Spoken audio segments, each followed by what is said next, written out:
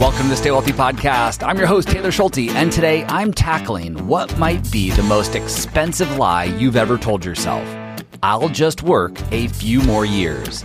This seemingly innocent backup plan has become the default solution for millions of Americans worried about their retirement savings. But what if delaying retirement is actually one of the riskiest financial decisions you can make? To view the research and articles supporting today's episode, just head over to youstaywealthy.com/241. According to a recent study, nearly 1 in 4 Americans expect to retire later than they planned on just 1 year ago. Even more concerning, about 10% don't believe they'll ever be able to retire at all. A recent Fidelity study highlighted a more pronounced decline, noting that only 67% of Americans expressed confidence in their retirement plans, down from 74% in 2024. The reasons behind this retirement confidence crisis are, of course, unique to each person, but they are largely about fear. Fear of recessions, fear of running out of money, fear of not being able to afford the ideal retirement. And then market volatility comes along and throws gasoline on these fears, causing many people to second-guess their plans and determine they need to work longer. In other words, when markets swing unpredictably, it doesn't just affect portfolio values. It also affects major life decisions. For many, delaying retirement seems like the safest option, but it comes with hidden costs that are rarely discussed. For example, it's well documented that extended careers can lead to increased stress, a decline in health, and lower job satisfaction. What starts as a financial safety net can turn into a trap that significantly diminishes your quality of life. The psychological toll of delayed retirement is just as significant. In fact, workers who delay retirement often struggle more with anxiety, feelings of inadequacy, and a loss of control over their future. Retirement isn't just an economic milestone, it's a personal one. When people are forced to keep working or convince themselves that they have to continue working, they can feel stuck in roles that no longer fulfill them, leading to frustration and disengagement. There's also a practical reality that many don't consider. Transitioning into retirement becomes harder and harder the longer it's postponed. For example, workers who retire later have less time to adjust to a life without consistency and structure. Social circles shrink, energy levels decline, and the sudden shift from a career to open-ended time in retirement can be jarring. The irony here is striking. By trying to secure their financial future, many people risk compromising the very years that they're trying to protect. Understanding the hidden emotional and psychological costs of working longer is crucial, but the best question to be asking isn't how much money you need to retire, it's how much you can actually spend safely in retirement.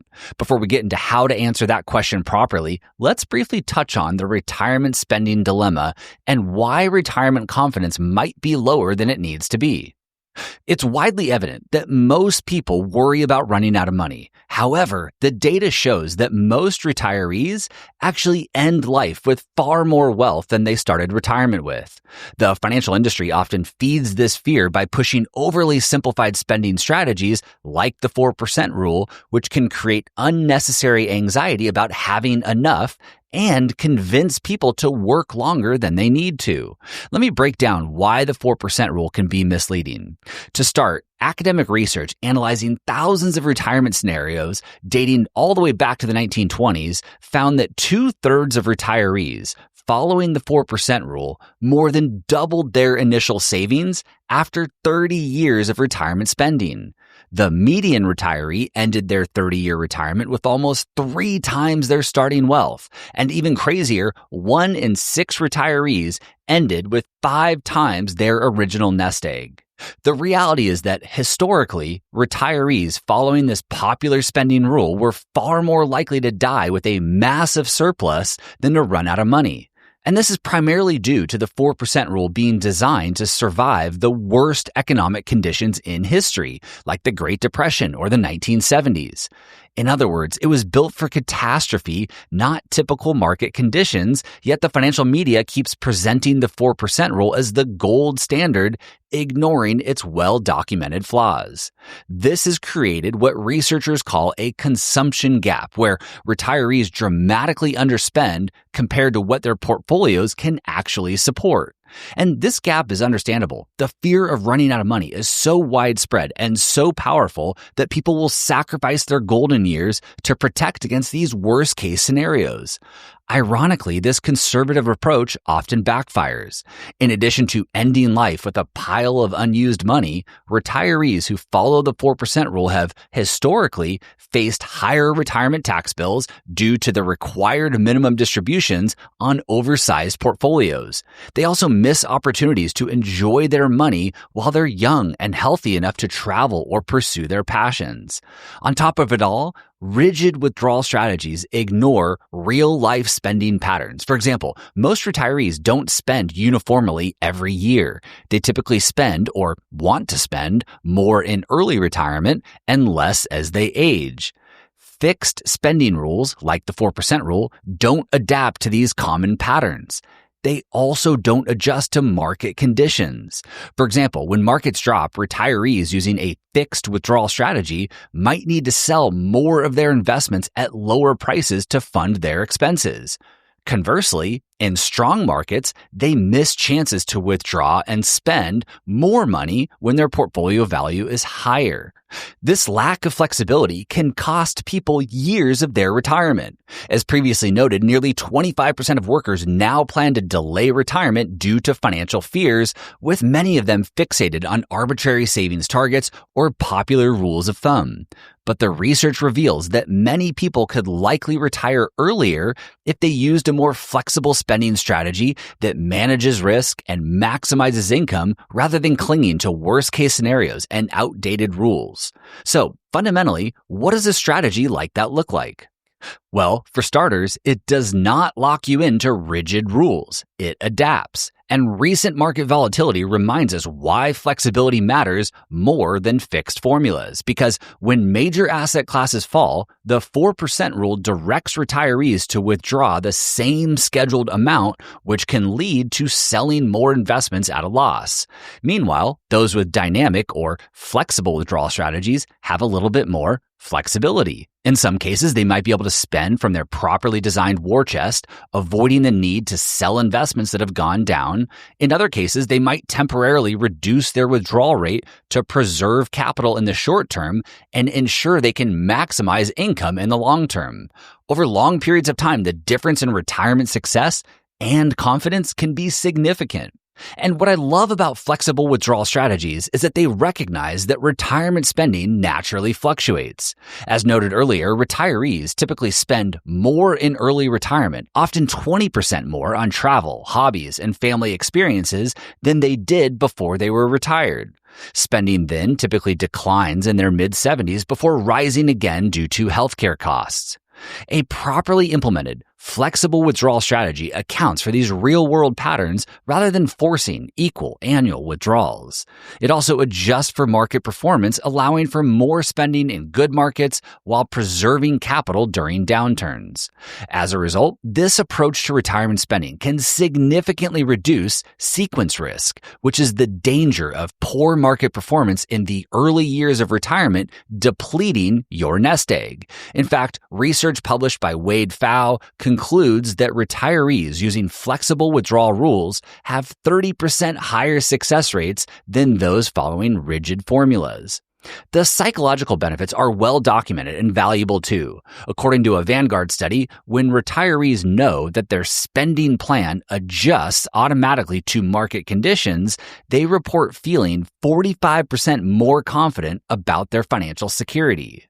This boost in confidence is not anything to overlook because it directly impacts retirement timing decisions. In fact, it was found that people adopting flexible spending strategies retire 2 to 3 years earlier on average than those using fixed or static withdrawal rules like the 4% rule. The certainty of having predetermined guardrails in place reduces the perceived need to keep working just in case. And surprisingly, flexible strategies don't mean dramatic lifestyle cuts during market downturns. Most only require reducing discretionary spending by 5 to 15% temporarily, which might mean skipping a vacation or delaying a car purchase rather than slashing essentials. Conversely, in strong markets, flexible strategies allow healthy spending increases while still maintaining long-term safety of the plan. This balanced approach prevents both underspending and leaving a pile of money behind and overspending, risking depletion. Said differently, a flexible, balanced approach gives retirees the confidence to spend the money they worked so hard to save. And that's exactly what MIT concluded. They tracked 1,200 retirees using flexible withdrawal strategies and found that they had 22% higher lifetime spending while maintaining the same probability of portfolio success. One specific approach that embodies this flexible spending philosophy is called the guardrail strategy, and it's significantly improving how people think about retirement income. It's also helping to solve the retirement spending challenge by creating automatic withdrawal adjustments based on the portfolio's value and performance. Here's a simplified explanation for how it works in practice. You enter into retirement with a baseline withdrawal rate, typically around 5.4% for portfolios with at least 65% invested in stocks. From there, if your annual withdrawal rate is ever more than 20% of your starting baseline rate, well, you'll need to cut your withdrawal amount by 10%. If the withdrawal rate is ever less than 20% of your starting baseline rate, you get to increase your withdrawal amount by 10%. Let me make a little bit more sense out of this by sharing an example in dollar terms. Let's assume that you just retired with a $3 million portfolio invested in 65% global stocks and 35% cash and bonds. Following the guardrail strategy, your first annual withdrawal would be $162,000, representing a 5.4% withdrawal rate. But unfortunately, toward the end of year one, the market hits a rough patch and your portfolio value drops to $2.4 million as you head into year two. If you took another $162,000 withdrawal in year two, your withdrawal rate would now be 6.75%.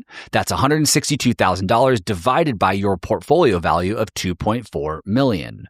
Well, since 6.75% is now more than 20% higher than your initial 5.4% baseline rate, you would need to reduce your withdrawal amount by 10%, dropping your retirement paycheck to $145,800 in year two, a $16,200 reduction.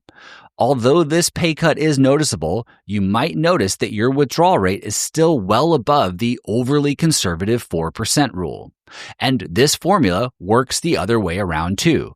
For example, let's rewind and say that the market actually skyrockets during your first year of retirement and your portfolio value increases to $3.9 million. Well, if you took another $162,000 withdrawal in year two of retirement from your now $3.9 million portfolio, well, your withdrawal rate would be 4.15%. That's $162,000 divided by your new portfolio value of $3.9 million. Because this new withdrawal rate is more than 20% lower than your original 5.4%, you can increase your withdrawal in year two by 10%, bumping your retirement paycheck up to $178,000. This dynamic strategy needs to be recalculated quarterly or annually to ensure that portfolio withdrawals always stay within these pre-established guardrails through all market cycles. I briefly alluded to it earlier, but one important requirement for implementing this strategy correctly is creating and maintaining a proper war chest of cash and bonds, allowing you to cover several years of expenses when markets get rocky.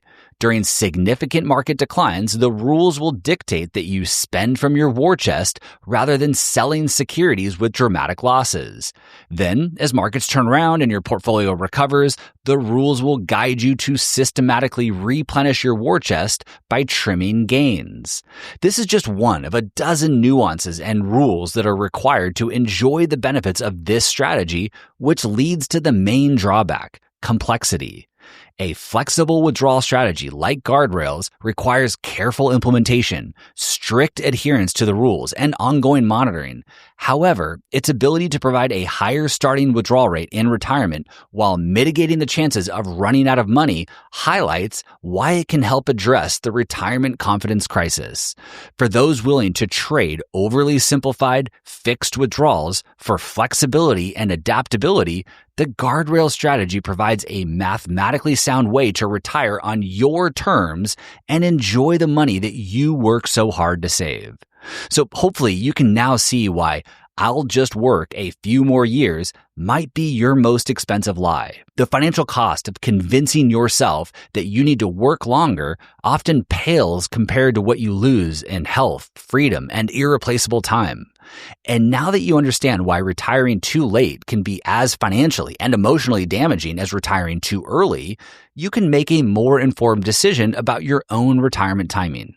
You can also make a more informed decision about choosing a withdrawal strategy that aligns with your desires, your needs, your goals, and your philosophy.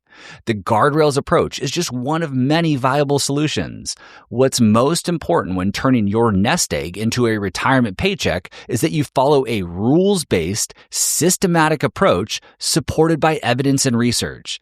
Buying a few random low-cost index funds and then blindly taking withdrawals from any investment account at any time without consideration for any other factors can be a recipe for disaster. You could be triggering unnecessary taxes and fees, reducing your rates of return, or even worse, putting yourself at risk of running out of money. So choose the strategy and approach that works best for you, one that you understand and one that you can commit to implementing, and stick with it through the end of your retirement.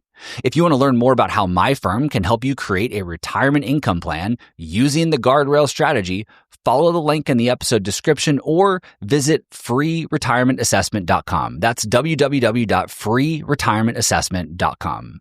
Once again, to view the articles and research referenced in today's episode, just head over to youstaywealthy.com/241. This podcast is for informational and entertainment purposes only and should not be relied upon as a basis for investment decisions. This podcast is not engaged in rendering legal, financial, or other professional services.